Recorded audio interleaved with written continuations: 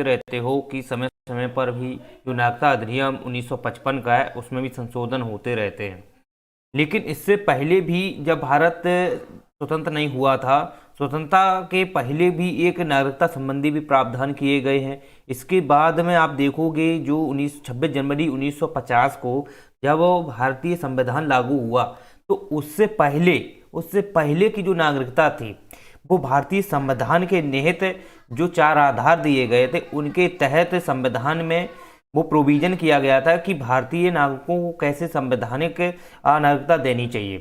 साथ ही साथ देखा जाए तो जब वो 26 जनवरी 1950 के अन्य जो जैसे कि बाद में जो व्यक्ति आते हैं, बाद में जो आते हैं, तो उनके लिए एक अलग से एक अधिनियम बनाया गया है।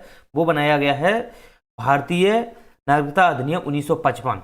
तो वर्तमान में आप अगर देखोगे तो भारतीय नागरिकता जो अधिनियम 1955 वाला है उसके तहत क्या दिया जाती है, नागरिकता दी जाती है। राइट। जो भी अगर नागरिकता लेना चाहता है, जैसे विदेशी व्यक्ति है, अगर वो नागरिकता लेना चाहता है तो उसे नागरिकता अधिनियम जो 1955 है उसके तहत दी जाती है। उसके अलग से 5 आधार हैं। राइट। लेकिन 26 जनवरी 1950 के जो पहले की जो नागरिकता अगर संबंधी जो प्रावधान थे, 26 जनवरी 1950 के पहले जो नागरिकता अधिनियम प्रावधान थे वो संवैधानिक प्रावधान है। वो कैसे प्रावधानिक है? संवैधानिक है, यानी कि जब संविधान बना था तो उस समय ये निर्धारित किया गया था कि भारतीय संविधान के अंतर्गत व्यक्तियों को किस प्रकार से नागरिकता दी जानी चाहिए। राइट। अब वो नागरिकता ऐसे भी दी जानी चाहिए थी कि जैसे कि आप जानते हो कि जो 26 जनवरी 1950 से पहले की बात है तो वो 5 से 11 तक जो अनुच्छेद दिए गए हैं। राइट। 5 से 11 तक अनुच्छेद दिए हैं, तो वो उनके 4 आधार बेस बनाए गए हैं। तो वो 4 आधार के बेस पर ही इनको नागरिकता दी जाती है।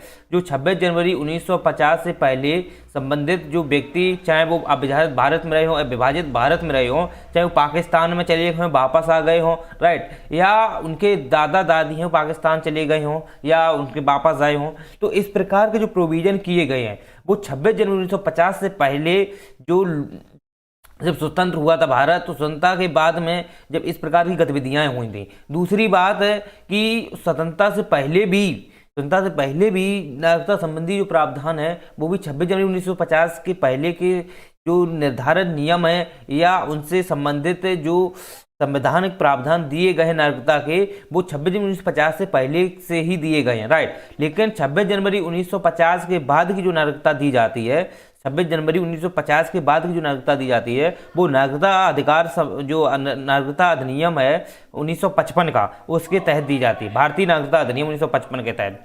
तो हम यही समझने का प्रयास करेंगे कि एक्चुअली में नागरिकता को लेकर के बहुत कंफ्यूजन क्रिएट होती है, क्योंकि इसमें इतने सारे प्रोविजन दिए रखे हैं कि लोगों को बहुत ज़्यादा, या बच्चों को, एस्पिरेंटों को बहुत ज़्यादा इसमें प्रॉब्लम क्रिएट होती है कि वो उस चीज़ को समझ नहीं पाते हैं। क्योंकि आप जानते हो कि निवासी भारतीय क्या होते हैं, गैर निवासी भारतीय क्या होते हैं, या विदेशी भारतीय क्या होते हैं, या विदेशी व्यक्ति कौन होते हैं, उनको क्या प्रोविजन दिए गए हैं भारत में, और भारतीय विदेशी व्यक्ति कौन होते हैं, उनको क्या प्रोविजन दिए गए हैं। राइट। भारतीय मूल के व्यक्ति को किसे किसे कहते हैं। तो इस प्रकार की जो अलग अलग जो यहाँ पर निर्धारित किया गया है, नागरिकता संबंधी प्रावधान किए गए हैं, उनके बेस पर हमारे भारतीय संविधान के या भारतीय अधिनियम 1955 के तहत ये चीज़ें दी गई। राइट। और आप देखते हो कि निरंतर जब इसमें संशोधन होते रहते हैं, चाहे आप 2019 का संशोधन देख लो, जो सिटीजन अमेंडमेंट एक्ट 2019 का हुआ था, राइट, वो अंतिम था अभी तक, फिर इसके बाद नहीं हुआ। 2021 में आप देख लो तो उनमें भी उनको लेकर के फिर सुविधा दी गई। उन्हें किसे सुविधा दी गई थी? वो दी गई थी, आप जानते हो, OCI को लेकर के, ठीक है, उन्हें भी सुविधाएं दी गई थी। तो सबसे ज़्यादा प्रॉब्लम क्रिएट ये होती है कि नागरिकता एक्चुअली में किसे प्राप्त होती है, नागरिकता होती किसे प्राप्त है। तो इसके लिए हमारे संवैधानिक प्रावधान जो किए गए हैं कुछ, उसको थोड़ा समझ लेते हैं। चलिए, तो बात यहाँ आती है कि सबसे पहले ये समझना है कि नागरिक होते कौन है, नागरिक एक्चुअली में कहते किसे हैं। नागरिक आप जानते हो कि ऐसे नागरिक जो भारतीय हैं, यानी NI, यानी कि ये कौन है? RI है। राइट। RI है, ये रेसिडेंट ऑफ इंडिया, यानी कि ये भारतीय व्यक्ति हैं, यानी कि जो अभी भी वर्तमान में भारत में रह रहे हैं या उनकी पीढ़ियां हैं वो भारतीय में रह रही हैं, जितने भी आप देख रहे हो लोग जो यहाँ रह रहे हैं, स्थानीय रूप से रह रहे हैं, ये सभी भारतीय हैं और इनको भारतीय नागरिकता प्राप्त है, इनको भारतीय नागरिकता प्राप्त है। ओके, और आप देख रहे हो कि ऐसे भी व्यक्ति हैं जो विदेशी भारतीय हैं, ऐसे व्यक्ति हैं जो विदेशी भारतीय हैं। और विदेशी भारतीय आप जानते हो कि ये ऐसे व्यक्ति हैं जो कहीं ना कहीं इनका संबंध भारत से रहा हो, इनका संबंध भारत से रहा हो। वो किन आधार पर आप जानते हो, इसका डिसाइड जो गृह मंत्रालय ने किया था, वो निश्चित तौर पर देखा जाए तो ऐसे व्यक्ति जो 26 जनवरी राइट, जो 26 जनवरी 1950 से पहले, 26 जनवरी 1950 से पहले जिनके माता पिता या दादा दादी वो अविभाजित भारत में पैदा हुए हों, राइट। अब विभाजित भारत हो गया तो इसके बाद तो वो चले गए, लेकिन अविभाजित भारत में थे वो 26 जनवरी 1950 से पहले के जो व्यक्ति जो अविभाजित भारत में हुए हों, उनको बोलते हैं विदेशी भारतीय, राइट। अब बात यहां आती है कि विदेशी भारतीय भी दो प्रकार के आप देखते हो, एक तो होते हैं पर्सन ऑफ इंडिया, ठीक, PIOS के, और एक होते हैं OCI, लेकिन इनको 9 जनवरी 2015 को विलय कर दिया गया है, वो अलग बात है। लेकिन इससे पहले भी इनके जो प्रोविजन थे उनको थोड़ा हम समझने का प्रयास करेंगे। और सबसे पहले तो हम ये जानने का प्रयास करेंगे कि नागरिकता के कुछ अधिकार होते हैं, राइट। मतलब ऐसा होता है कि अगर आपको कोई अधिकार दिए जाते हैं, पहले समझो यहां पर, पहले तो आप देखो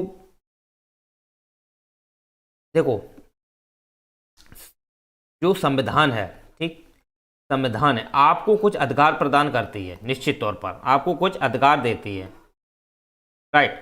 अगर वो आपको अधिकार देती है तो आपसे भी कुछ उत्तरदायित्व भी देती है, आपको उत्तरदायित्व भी देती है कि आप उन चीज़ों का अनुसरण करते हुए आप आगे बढ़िए, राइट। अधिकार भी देती है, उत्तरदायित्व भी देती है। अगर आपको अधिकार केवल देती है, उत्तरदायित्व नहीं देती है, तब भी ठीक नहीं है। अगर आपको उत्तरदायित्व केवल देती है, अधिकार नहीं देती है, तब भी ठीक नहीं है, क्योंकि इनका जो संबंध होता है वो एक दूसरे से एक पूरक होते हैं, इनका जुड़ाव एक दूसरे से होता है।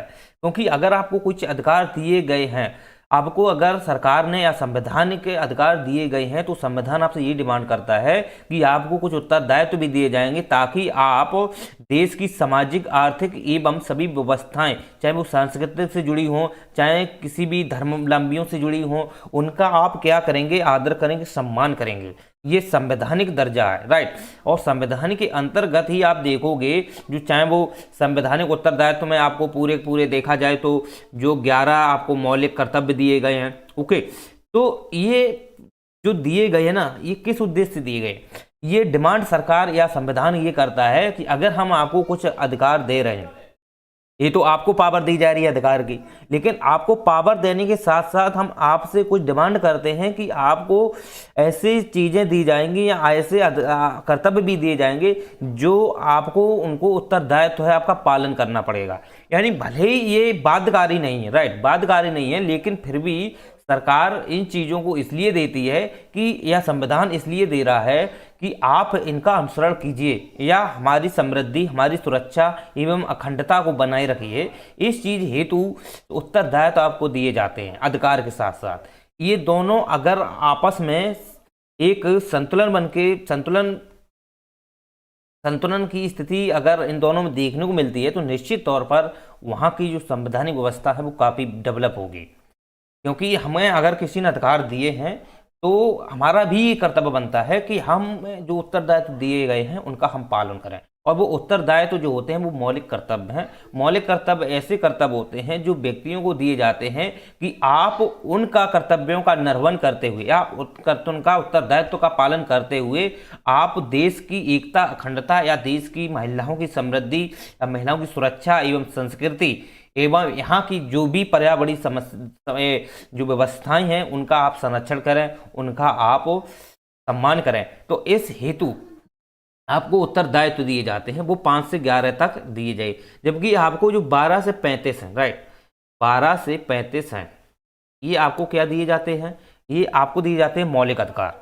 और मौलिक अधिकार जो आपको दिए गए, क्योंकि मौलिक अधिकार आप देखोगे तो ये किसे दिए जाते हैं, भारतीय नागरिकों को ही तो प्राप्त हैं, कैसे क्या है, वो हम रेसिडेंशियल व्यक्ति हैं, एक नागरिक हैं। तो मुझे नागरिक होने के नाते हमको कुछ विशिष्ट ऐसे भी मौलिक अधिकार प्राप्त हैं जो अन्य को नहीं प्राप्त हैं। तो वो इसलिए दिए गए हैं कि हम उस वहाँ देश में रह रहे हैं, उस देश के व्यक्ति हैं, निश्चित तौर पर हमें कुछ ऐसे अधिकार दिए गए हैं ताकि हम उन अधिकारों का प्रयोग करते हुए जीवन में आगे जीवन यापन कर सकें, अपना उन्नति कर सकें, राइट। लेकिन इनके साथ साथ उत्तरदायित्व इसलिए दिए गए हैं कि आप जो चीजें आपको दी गई हैं, राइट, आप उनका तो पालन कर रहे हो, लेकिन उत्तरदायित्व को भी आप फॉलो करना होगा ताकि यहाँ की समृद्धि, सुरक्षा, अखंडता बनाई जा सके, राइट। आपको अधिकार तो दे दिया, पावर, आप उनका यूज कर रहे हो और आप निरंतर आप ऐसा भी कर रहे हो कि आपका उत्तरदायित्व दे दिए गए। आप उत्तरदायित्व मतलब कि आप संस्कृति को नहीं बनाए रख रहे हो, ठीक है, स्मारकों की तोड़फोड़ कर रहे हो, महिलाओं के साथ दुराचारी कर रहे हो, ठीक है, राष्ट्रगान के साथ उल्लंघन कर रहे हो, या आप कोई भी जैसे झंडा है जो उनके साथ गलत कर रहे हो, या अखंडता जो है हमारे भारत की उसके उनका जो अखंडता की बात की जाए तो ये भी आप कहीं ना कहीं आप उसको सुरक्षा को बनाए रखने के लिए ऐसा काम नहीं कर रहे हो। तो ये जो चीज़ें हैं ना, ये उत्तरदायित्व के अंतर्गत है, ये आपको करना पड़ेगा। तो यही बात आती है कि नागरिक कौन होते हैं और भारतीय नागरिक कौन होते हैं, या नागरिक किसे कहते हैं। नागरिक ऐसे होते हैं जिन्हें भारतीय नागरिकता प्राप्त होती है। नागरिक उन्हें कहा जाता है जिन्हें भारतीय नागरिकता प्राप्त होती है। अब आप बात ये समझियो कि जो नागरिकता है वो तो दी जाती है, राइट। अब बात यहां आती है कि इन्हें अधिकार भी दिए गए, अधिकार भी दिए गए। अब अधिकार की बात अगर हम करते हैं तो निश्चित तौर पर अधिकार किस बेस पर दिए जाते हैं, तो अधिकार किस बेस पर दिए जाते हैं, नागरिकता हेतु दिए जाते हैं कि मानव के हेतु दिए जाते हैं। आप ये चीज समझना एक बात को, नागरिकता और मानव में काफी डिफरेंस है। मानव तो सभी होते हैं, मानव सभी होते हैं, चाहे वो भारत के हों चाहे विदेशी हों, मानव सभी हैं। अगर भारत की जो नागरिकता है, भारत की जो नागरिकता है वो मानव के नाते भी प्राप्त है, और नागरिकता भारत के नागरिक हैं उनके होते भी प्राप्त है। जैसे समझो, मान लो कि अनुच्छेद 21 देख लो, राइट। ये क्या है, जीवन जीने की स्वतंत्रता है, ठीक, जीवन जीने की स्वतंत्रता है। तो अनुच्छेद 21 है, ये सभी को प्राप्त है। क्यों सभी को जीवन जीने की स्वतंत्रता है, हर व्यक्ति को, क्योंकि मानव होने के नाते प्राप्त है इसे। ये नागरिकता होने के प्राप्त, नागरिकता के नाते ये प्राप्त नहीं है कि आप भारत के नागरिक हो तो आपको प्राप्त होगी, और भारतीय जो विदेशी व्यक्ति है उसे जीवन जीने का अधिकार नहीं है क्या, उसे भी जीवन जीने का अधिकार है, वो भी रहेगा। तो भारत में जो नागरिकता दी जाती है, भारत में, राइट, जो नागरिकता दी जाती है वो किस बेस पे दी जाती है, वो नागरिकता भारत के नागरिक होने के नाते भी दी जाती है और मानव के होने के नाते भी दी जाती है। यानी कि मानव जो है वो चाहे भारत की हो चाहे विदेशी हो, सभी को जीवन जीने की स्वतंत्रता है, जीवन जीने का अधिकार है, राइट। सभी को अपना दहन जीने का अधिकार है, राइट। तो इस बेस पर यहाँ की जो नागरिकता है भारत की, वो मानव और नागरिक होने के नाते दोनों प्रकार से दी जाती है। अब बात ये करते हैं कि मौलिक कर्तव्य जो है, सुनना एक बात मेरी, ये मानव अधिकार जो है ये तो भारतीयों को भी प्राप्त होता है, विदेशियों को भी प्राप्त होता है। मानव अधिकार तो आपने समझ ही लिया, जबकि मौलिक कर्तव्य जो होता है ये विदेशियों को नहीं दिया जाता है, राइट। ये विदेशियों को प्राप्त नहीं होता है। अगर विदेशी कुछ भी अगर यहाँ कर रहे हैं, राइट, तो उनको सजा का जो प्रावधान है, उनको सजा अगर दी जाएगी, अगर वो कोई भी गलत कार्य कर रहे हैं, राइट, तो उनको सजा दी जाएगी। वो भारतीय दंड संहिता के तहत नहीं दी जाएगी, भारतीय दंड संहिता के तहत नहीं दी जाएगी। उन्हें सजा दी जाएगी जिस देश के वो निवासी हैं, जिस देश के वो निवासी हैं उन्हें उसके तहत सजा दी जाएगी। देखो समझते हैं थोड़ा, जैसे कि कोई व्यक्ति है ठीक विदेश का है, राइट, या ब्रिटेन का ले लो या कहीं का ले लो। अगर उस वहाँ का जो व्यक्ति है भारत में है, अगर भारत में वो कुछ गलत कृत कर रहा है, राइट, गलत कृत कर रहा है, तो निश्चित रूप से अगर उसने किसी को मार दिया, यहाँ किसी को मार दिया, तो उसे यहाँ भारत में मारने पर देखो जो केस लगता है, ठीक है, वो हत्या का केस है, तो वो आईपीसी की धारा 302 के तहत लगता है। तो वो आप देखोगे तो ये भारत में लगता है कि नहीं? तो उस व्यक्ति को, भारत में का व्यक्ति अगर भारत को मार देता है तो उसे फांसी की सजा या कारावास जैसे जो भी प्रोविजन है वो दिए जाते हैं, राइट। लेकिन अगर वो ब्रिटेन का व्यक्ति अगर भारत को, अगर किसी व्यक्ति को मार देता है तो उसे यहाँ की सजा नहीं दी जाएगी। यहाँ पर जो सजा का प्रावधान आईपीसी की धारा है उसके तहत सजा का प्रावधान नहीं दिया जाएगा, या उसे सजा नहीं दी जाएगी, उसे उस देश की सजा दी जाएगी जहाँ का वो व्यक्ति है, चाहे वहाँ पर उसे 10 साल की सजा हो या उसे आजीवन कारावास हो या फांसी हो, जो भी हो उसे वहाँ दी जाएगी। ओके, अब समझिए थोड़ी बात यहाँ पे, ये ऐसा क्यों है? ऐसा इसलिए है कि अगर कोई व्यक्ति मान लो भारत में आता है, विदेशी व्यक्ति है भारत में आता है, तो भारत में अगर वो आ रहा है, ऐसे स्थान है कि जहां पर्यटन क्षेत्र जैसे हैं तो उनके लिए अलग से एक क्षेत्र डिसाइड कर दिए जाते हैं कि आप ऐसी ऐसी जगह पे घूमने जाओगे, राइट। लेकिन वो घूमने जाते हैं, सब कुछ देखने जाते हैं, राइट। लेकिन ऐसा नहीं है कि आप वो वहां पर रह करके कोई अनुचित कार्य करें, जैसे कि जनजातियों के साथ भी गलत कार्य करें या जनजातियों के साथ रहने लगें, तो इन्हें ये अधिकार नहीं होता है। अगर अगर ये जानबूझ के ऐसा कृत करते हैं कि निश्चित तौर पर मुझे यहाँ की मौलिक अधिकार हैं जो भारत को प्राप्त हैं, मौलिक कर्तव्य जो भारतों को प्राप्त हैं, तो इनके उल्लंघन करते हुए अगर वो कोई कृत करते हैं, क्योंकि उन्हें मौलिक कर्तव्य भारतों की तो जानकारी है नहीं, भारतीयों के जो मौलिक कर्तव्य हैं उन्हें जानकारी नहीं है, तो अगर वो कोई अनैतिक कृत करते भी हैं, ठीक, अनैतिक कृत करते हैं, तो वहां पर इनको कोई सजा का प्रावधान नहीं, राइट। अगर इनको सजा, अगर ये मर्डर अगर कुछ करते हैं तो सजा उनको वहां के आधार पर दी जाएगी। दूसरी बात है कि जैसे कोई भी कानून मान लो बनाया गया, अगर सरकार कानून ऐसा बना देती है कि हेलमेट लगा के जाना है, ठीक, हेलमेट का मतलब एक ऐसी सजा, मतलब ऐसा कोई प्रोविजन सरकार या एक्ट पारित करती है कि मोटरसाइकिल पर कोई व्यक्ति जाता है वो हेलमेट लगा के जाता है, राइट। तो ये बात जरूरी नहीं है कि अगर जो विदेशी व्यक्ति है अगर वो हेलमेट लगा के नहीं जाता है, तो ऐसा नहीं है कि उस पर कोई भी जो सरकार होती है कि उस पर टैक्स ले लेगी या कुछ कर लेगी, ऐसा उसके साथ नहीं कर सकती है, ठीक। क्योंकि वो भारतीय जो एक्ट जो होते हैं ना, वो आप देखोगे, इधर आप देखो, एक्चुअली में ये अब तो वैसे देखा जाए तो 14 जो अनुच्छेद है ये किससे, ये एक्चुअली में देखा जाए तो ये 2 बेस पर मिलता है। पहली बात ये है कि विदेशी व्यक्तियों को एक्चुअली में ये एक आधार पर मिलता है, एक आधार पे नहीं मिलता है। क्यों? विदेशी व्यक्ति जो होते हैं, सुनना मेरे ध्यान से, विदेशी व्यक्ति जो होते हैं उनको 14 एक प्रकार का किसका है, समानता का है ना। तो समानता का जो अधिकार है वो निश्चित तौर पर देखा जाए तो भारतीयों को भी तो प्राप्त, भारतीयों को तो प्राप्त होता ही है, लेकिन इन्हें विदेशियों को वो एक बेस पर प्राप्त होता है, वो होता है इनको, जैसे एक आपने देखा हो पोडा है टाडा, ये आपने जो पढ़े हो, पोडा टाडा प्रिवेंशन जो एक्ट होते हैं, पोडा टाडा, ठीक, ये जो होते हैं आतंकवाद जो निरोधक जो अधिनियम है, ठीक, इनके बेस पर अनुच्छेद 14 होता है, उनको मिल जाता है। लेकिन उनको इन समानता के अधिकार के लेकर के जो समान रूप से उन्हें नहीं प्राप्त होता है, क्योंकि अगर वही व्यक्ति, देखो ये व्यक्ति जैसे हेलमेट लगा के नहीं जा रहा है, वैसे कोई कानून बनाया सभी को समान पारित होना चाहिए, लेकिन ये व्यक्ति जो है हेलमेट लगा के नहीं जा रहा है, तो यहाँ पर सरकार इस पर प्रतिबंध ऐसा या कोई टैक्स या कोई ऐसी रिसिप्ट नहीं काटेगी ताकि इस पर इसे मतलब इस पे जुर्माना लगे, नहीं कर सकती सरकार।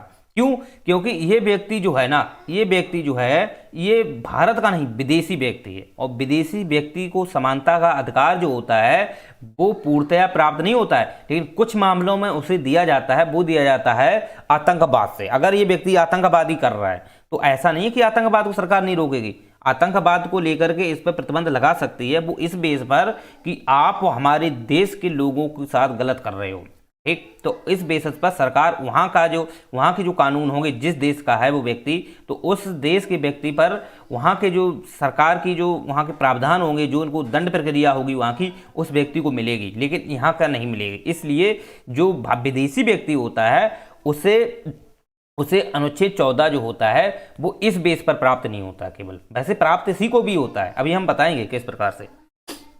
आप देखना दूसरी बात कि ये व्यक्ति है, मान लो अगर कोई सरकार ये कर दे कि थूकना मना है, आप देखोगे तो कोई प्लेटफार्म है वहाँ थूकना मना है, तो भारतीयों को अगर कोई थूकता है, देखना, भारतीयों को अगर कोई थूकता है, भारतीय कोई थूकता है तो इस पे दंड लग जाएगा। लेकिन ये व्यक्ति अगर थूकता है तो सरकार इस पे दंड नहीं लगाएगी, इस पे सरकार दंड लगा सकती है, इस पे सरकार जुर्माना लगा देगी, लेकिन इस व्यक्ति पे, विदेशी पे जुर्माना सरकार नहीं लगाएगी। जबकि वहाँ की कोई संस्था या प्राइवेट कोई संस्था होगी जिनके जो कोई अथॉरिटी के तहत तो उसको डिजाइन किया गया है, राइट, अगर वो भी, क्योंकि कोई चीज़ सरकार होती है तो सरकार कोई कृत्य अगर करती है तो वहाँ की अथॉरिटी को भी ये निर्देश देती है कि आप उस चीज़ को ध्यान में रखना है, सुरक्षाएं बनाए रखना है।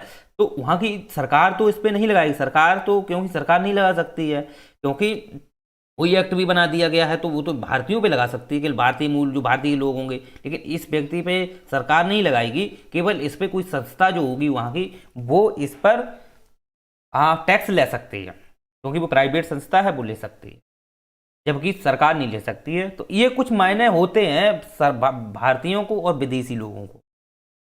अब बात ये आती है कि ये तो थोड़े नॉलेज थी, समझ लिया आपने, बस आप थोड़ा आप ये समझिए कि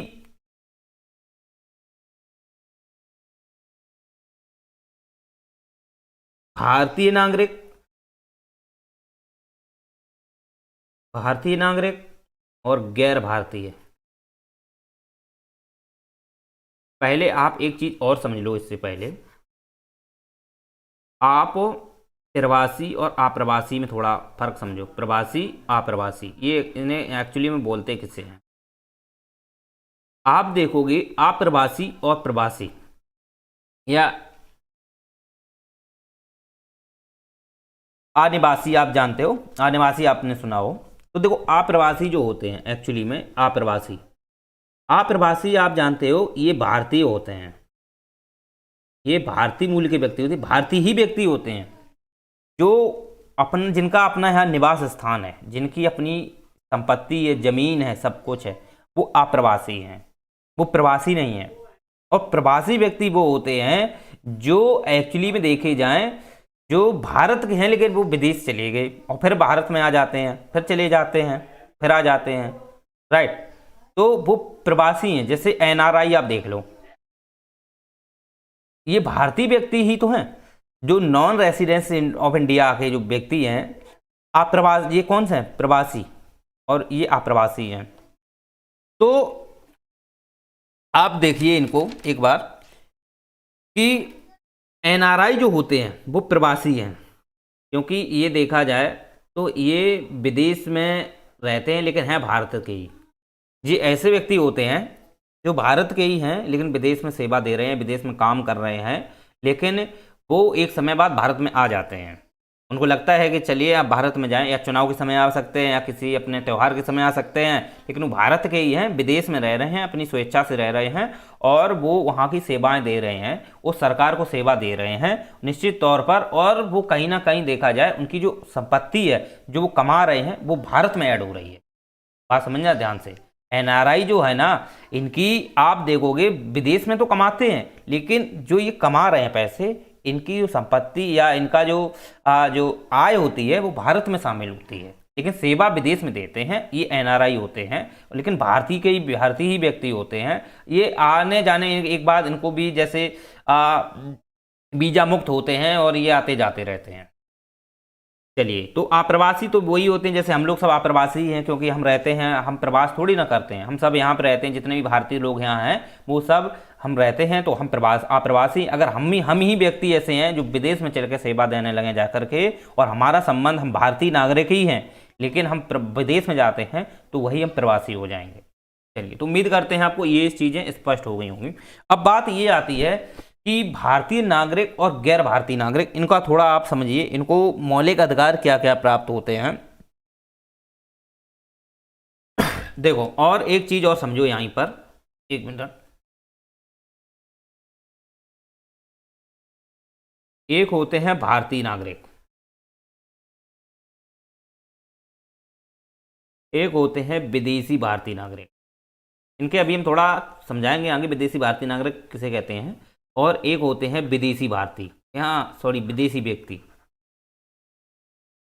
चलिए, तो इनको अब मौलिक अधिकार को लेकर के थोड़ा देख लेते हैं कि किसे क्या प्राप्त होते हैं।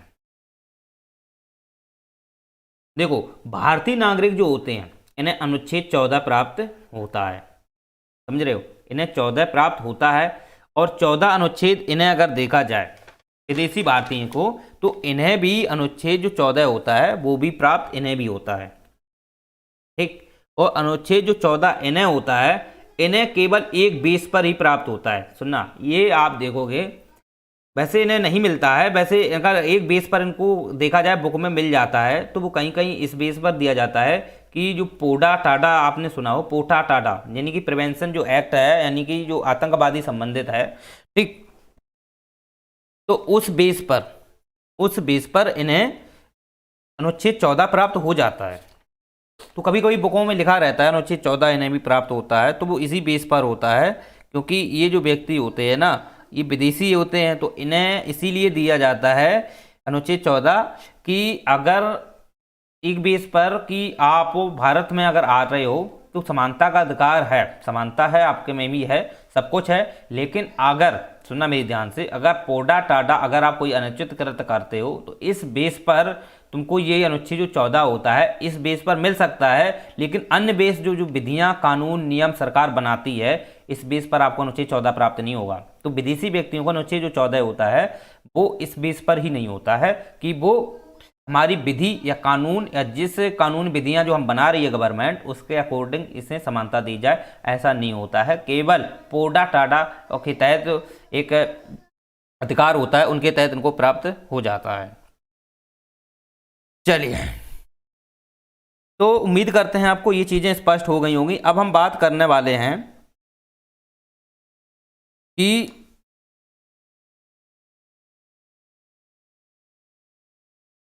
हाँ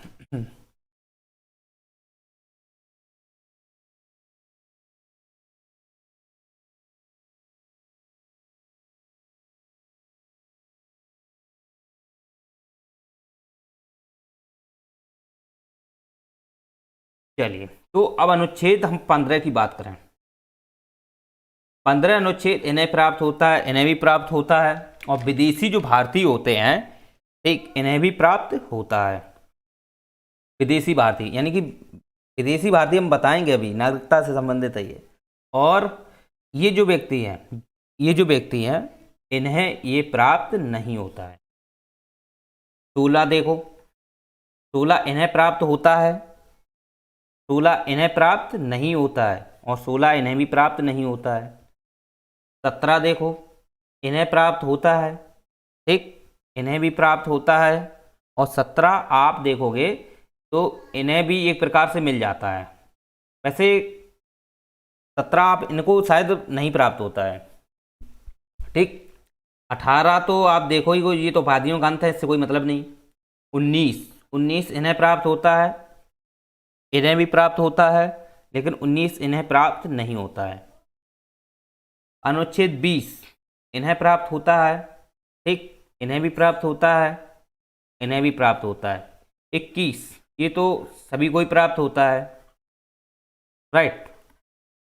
22 अनुच्छेद आप देखोगे तो 22 इन्हें प्राप्त होता है, और 22 इन्हें भी प्राप्त होता है, लेकिन इन्हें प्राप्त 22 नहीं होता है।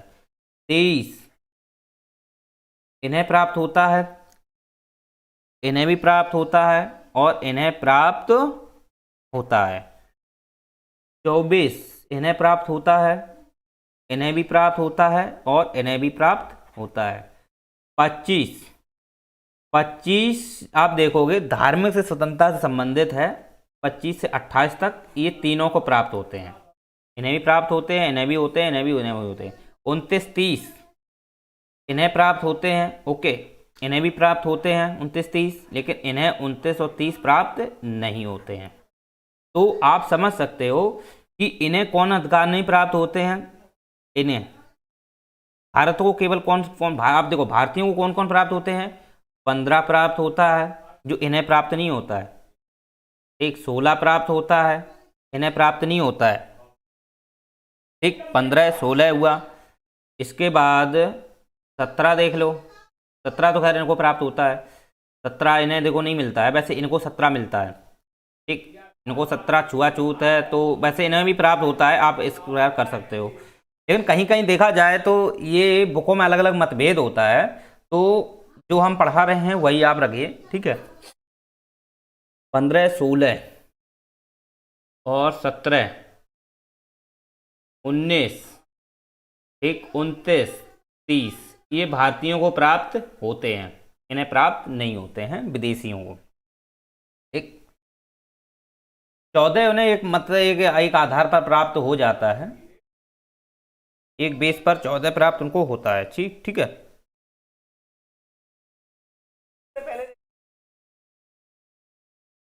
चलिए, तो यही चीजें हैं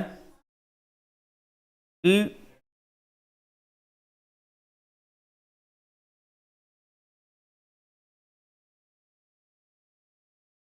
एक मिनट,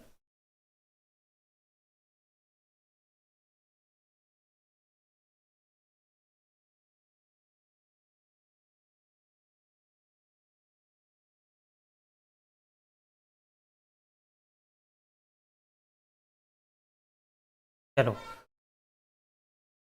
बात ये आती है, अब हम थोड़ा पानी पी रहे थे।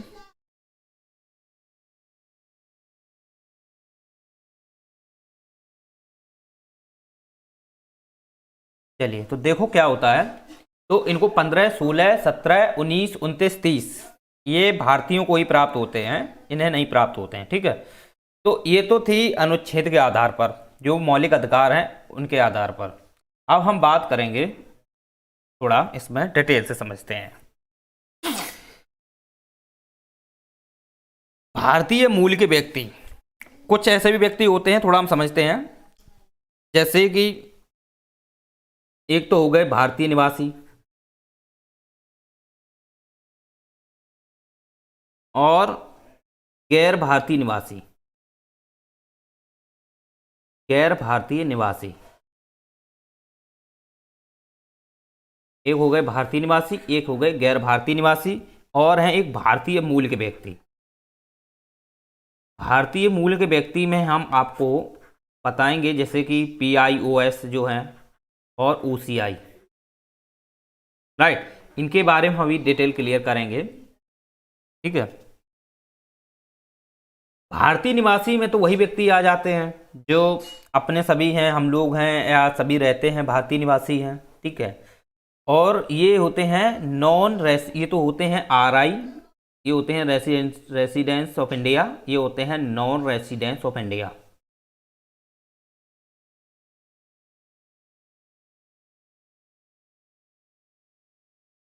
और ये जो है, ये तो आप जानते ही हो कि ये जो व्यक्ति हैं, ये एक्चुअली में देखा जाए तो देखा जाए तो ये नागरिकता जो है विदेश की लिए हुए हैं, भारत की नागरिकता नहीं लिए हुए हैं। अभी हम आपको क्लियर करेंगे इसके बारे में भी, लेकिन हाँ ले सकते हैं, ये भी ले सकते हैं, इनके लिए कार्ड धारक बनाया गया है।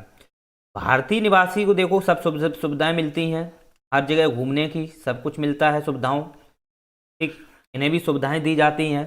NRI जो ये भी होते हैं, इन्हें भी सुविधाएं दी जाती हैं, ठीक। इन्हें देखो मत देने का अधिकार होता ही है,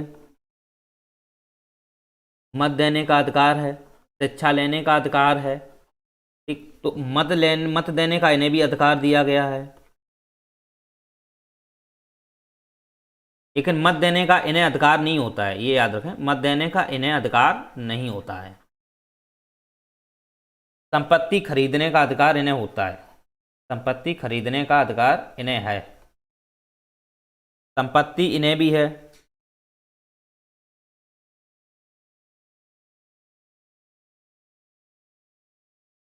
संपत्ति खरीदने का है, लेकिन इन्हें नहीं होता है। लेकिन 2021 में इसमें थोड़ा संशोधन किया गया था, ठीक है। तो 2021 में भी इसमें थोड़ा संशोधन किया गया था इनको लेकर के, OCI और PIOS को लेकर के।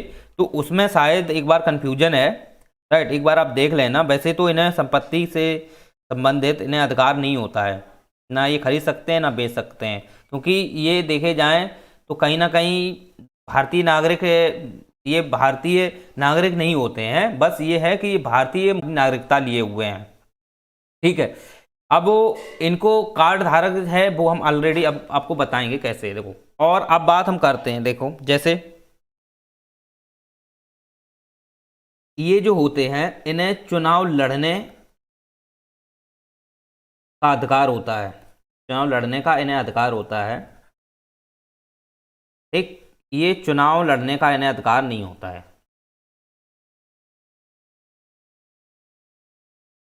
और इन्हें भी नहीं होता है।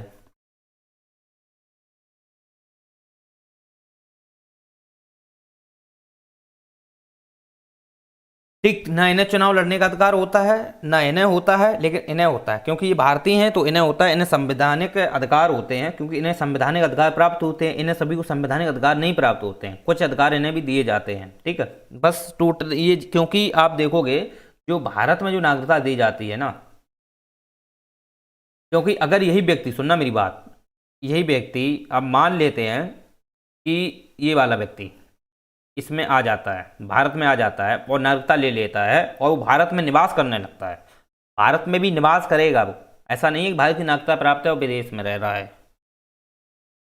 ठीक, भारत में निवास करेगा और भारत में रहेगा। ठीक है, तो वो भी व्यक्ति देखा जाए, ये व्यक्ति है तो इसे भी चुनाव लड़ने का अधिकार प्राप्त हो जाएगा या संपत्ति खरीदने का प्राप्त हो जाएगा, क्योंकि वो एक रेसिडेंशियल ऑफ इंडिया बन जाएगा, यानी कि आरआई बन जाएगा, भारतीय निवासी बन जाएगा। लेकिन यहाँ पर देखा जाए भारत में नागरिकता के आधार पर सब चीज़ें दी गई हैं, भारत में नागरिकता के आधार पर दी गई हैं, ना कि राष्ट्रीयता। राष्ट्रीयता का मतलब ये हुआ कि वही व्यक्ति ये सब कुछ खरीद सकता है, चुनाव लड़ सकता है जो जो भारत का ही है, विदेश की भले ही नागरिकता, विदेश से नागरिकता ले ली हो, लेकिन उसे नहीं, ऐसा नहीं है। राष्ट्रीयता का मतलब यही हुआ कि भारत का ही है, यानी कि उसके माता पिता चाहे पूर्वज दादा दादी रहे हों, वो सब राष्ट्रीयता के आधार पर भारत ही में हो। ठीक, तो इस बेस पर यहाँ पर भारतीय निवासी नहीं माना जाता है। भारतीय निवासी यहाँ पर राष्ट्रीयता के आधार पर माना जाता है, क्योंकि हम निवासी राष्ट्रीयता के आधार पर हैं। जो विदेशी व्यक्ति है अगर वो भारत की नागरिकता ले लेता है तो वो भी भारतीय निवासी ही माना जाएगा। ठीक है, अगर वो इसमें भारत में रह करके निवास कर रहा है। चलिए, तो इस चीज को लेके आप समझ सकते हो कि भारतीय नागरिकता किस प्रकार से प्राप्त होती है, भारत में दी जाती है। एनआरआई आप देखोगे तो ये एनआरआई जो होते हैं इन्हें 183 दिन तक ये बाहर रह सकते हैं, 183 दिन तक ये बाहर रह सकते हैं। इसके बाद में ये, जैसे कि अगर ये 183 दिन के ऊपर रहते हैं तो ये एनआरआई कहे जाते हैं, और 183 दिन के अंदर अंदर ये भारत में आ जाते हैं तो फिर ये आरआई भी हो जाते हैं, यानी कि ये भारतीय निवासी भी हो जाते हैं। 183 दिन से ऊपर अगर ये विदेश में सेवा दे रहे हैं तो ये एनआरआई होंगे। अगर ये 183 दिन से पहले भारत में आ जाते हैं तो भारतीय निवासी हो जाते हैं, यानी कि भारतीय जो यहाँ के भारतीय यानी आरआई हो जाते हैं, रेसिडेंशियल ऑफ इंडिया जिसे बोलते हैं, ये हो जाते हैं। तो आप ये चीज़ें समझ सकते हो, क्योंकि इन्हें देखा जाए तो भारत में गवर्नमेंट सरकारी जॉब है, इन्हें मिल जाती है। चुनाव ये नहीं लड़ सकते हैं लेकिन इन्हें भारत में सरकारी नौकरी मिल जाती है। ठीक, अगर ये पढ़ लिखते हैं अच्छे से तो सरकारी ने नौकरी, अधिकारी बन सकते हैं ये लोग। एनआरआई जो है अधिकारी बन जाते हैं, ये तो अधिकारी बन ही जाते हैं, तो बिल्कुल है। लेकिन ये जो होते हैं इन्हें अधिकार नहीं होता है, इन्हें अधिकार नहीं होता है, इन्हें अधिकार नहीं होता है अधिकारी पदों पर या संवैधानिक पदों पर। लेकिन इन्हें देखा जाए तो संवैधानिक पदों पर इन्हें भी अधिकार नहीं होता है। किन्हें? एनआरआई को संवैधानिक पद पर अधिकार नहीं होता है इन्हें, लेकिन इन्हें आधिकारिक पद पर अधिकार होता है। चुनाव लड़ने का अधिकार नहीं है इन्हें, लेकिन सरकारी नौकरी पाने का अधिकार, क्योंकि चुनाव जो लड़ते हैं वो कोई सरकारी नौकरी थोड़ी ना होते हैं, वो तो नेता होते हैं। ठीक है, चुनावी होते हैं, राजनीतिक दल होते हैं, तो इन्हें राजनीतिक दल में आप सेवा दे सकते हो, अलग चीज़ है, लेकिन चुनाव नहीं लड़ सकते हो। राइट, और उन्हें तो है ही नहीं भारतीय मूल को। भारतीय मूल आप ऐसे व्यक्ति बोले जाते हैं जो 26 जनवरी 1950 गृह मंत्रालय के तहत ये डिसाइड किया गया है, 26 जनवरी 1950 से पहले जो इनके माता पिता या दादा दादी वो अविभाजित भारत में रहे हो। ठीक, अविभाजित भारत में किया गया है। और ये मत जो देते हैं ना, ये भारत यहाँ पर आकर के भी दे सकते हैं, जब क्योंकि निर्वाचन आयोग ने डिसाइड ये कर रखा है ना कि ये जो एनआरआई होते हैं ये यहाँ पर आकर भी मत दे सकते हैं, या इनके लिए अलग से एक इलेक्ट्रॉनिक सुविधा दी गई है। ठीक, इन्हें अलग से इलेक्ट्रॉनिक सुविधा दी गई है, और वो सुविधा जो है वो है ETBPS। ETBPS, ठीक, इसे बोलते हैं डाक बैलेट सिस्टम। ये इलेक्ट्रॉनिक डाक बैलेट सिस्टम होता है, इसके तहत ये वोट देते हैं, राइट। ऑनलाइन सेवा है, इसके तहत ये वोट देते हैं। अगर भारत यहाँ पर आकर के भी दे सकते हैं, ऐसी बात नहीं है। अगर वहाँ से देना चाहे वहाँ से भी ये मत देते हैं, क्योंकि इन्हें वोट देने का अधिकार होता है।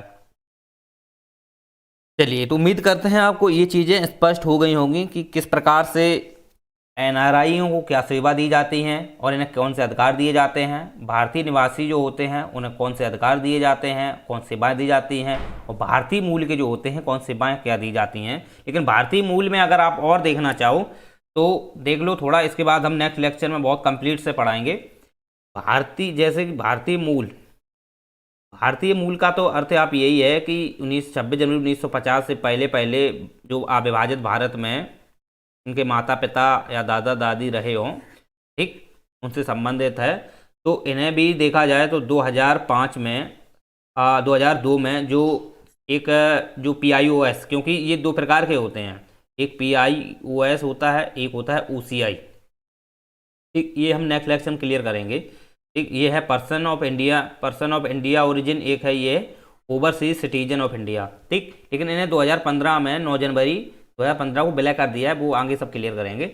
बस ये है कि भारतीय मूल को अगर आप देखोगे तो बोलते किसे हैं, तो मैंने आपको बता दिया कि 26 जनवरी 1950 से पहले जो 26 जनवरी 1950 से पहले जो भारत में रहे हों, उनके दादा दादी या माता पिता, ठीक। लेकिन वो जब भारत विभाजित हो गया तो फिर वो विदेश में रहने लगे हों, ठीक, वो विदेश में रहने लगे हों, और उन्होंने उनकी जो संतान है, राइट, उनकी जो संतान है उन्होंने क्या ले ली हो, वहाँ की नागरिकता ग्रहण कर ली हो। लेकिन उनका संबंध, उनका खून तो भारत का ही है, भारत का ही तो खून है, लेकिन वो इसलिए भारत से उनका कहीं ना कहीं जुड़ा हुआ है। आज अभी नहीं है तो उनका बचपन में कभी था, उनके माता पिता का था, लेकिन अब नहीं है। लेकिन उनका भारतीय मूल के वो भी माने जाएंगे, ठीक है।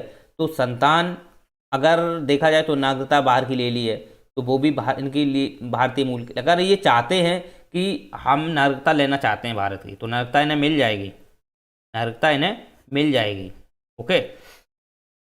अगर कोई व्यक्ति, सुनना इसमें और देखो, अगर कोई व्यक्ति भारत की नागरिकता लेता है और बाद में त्याग कर दे, अगर कोई व्यक्ति, देखो विदेशी व्यक्ति मान लेते हैं, विदेशी व्यक्ति है, ठीक, ब्रिटेन का मान लो, भले ही इसके पूर्वज या कोई भी सब ब्रिटेनी के हों, लेकिन ये व्यक्ति है भारत की नागरिकता ले लेता है, ठीक। वो हम बताएंगे नागरिकता अधिनियम 1955 के तहत लेता है, भारत की नागरिकता ले लेता है, ठीक है।